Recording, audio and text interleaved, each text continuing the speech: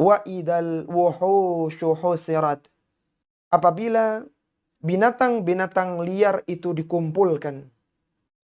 Ketika hari kiamat di kondisi akhirat, kalau tadi kondisi di dunia, maka sebelum Allah Subhanahu wa taala menegakkan hisab kepada manusia, setelah Rasulullah sallallahu alaihi wasallam bersujud di bawah arsy dan meminta kepada Allah Subhanahu wa taala untuk disegerakan hisab bagi manusia, belum minta dan mengeluarkan syafaatul uzmanya untuk menyegerakan hisab di tengah-tengah manusia.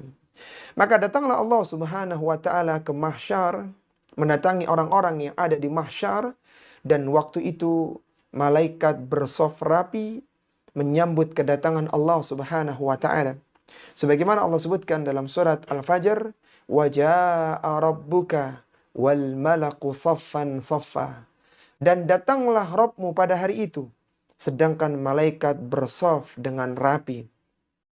Maka mulailah Allah Subhanahu wa taala melakukan persidangan besar.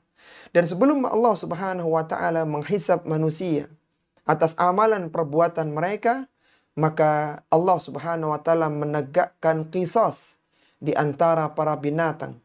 Allah kembali menghidupkan binatang-binatang dan Allah perintahkan agar mereka membalas kezaliman yang dilakukan oleh yang lainnya. Sebagaimana Rasulullah sallallahu alaihi wasallam bersabda, "La tu'addunal huquqa ila ahliha yaumal qiyamati." Kata Nabi sallallahu alaihi wasallam, sesungguhnya kalian akan menunaikan setiap hak kepada para pemiliknya pada hari kiamat, hatta yuqada li syatil jalha'i minasyatil qarna'i.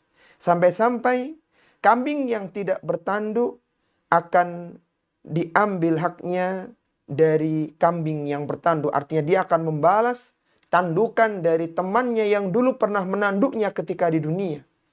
Sehingga setelah terjadi qisas di kalangan binatang, maka Allah Subhanahu wa taala menyebutkan kepada mereka, "Kuni turaban." Jadilah kalian semua menjadi tanah. Dan orang-orang kafir yang melihat kejadian itu, mereka mengatakan, "Ya laitani kuntu turaba." Seandainya aku adalah tanah yang tidak pernah diciptakan dan tidak pernah dibangkitkan.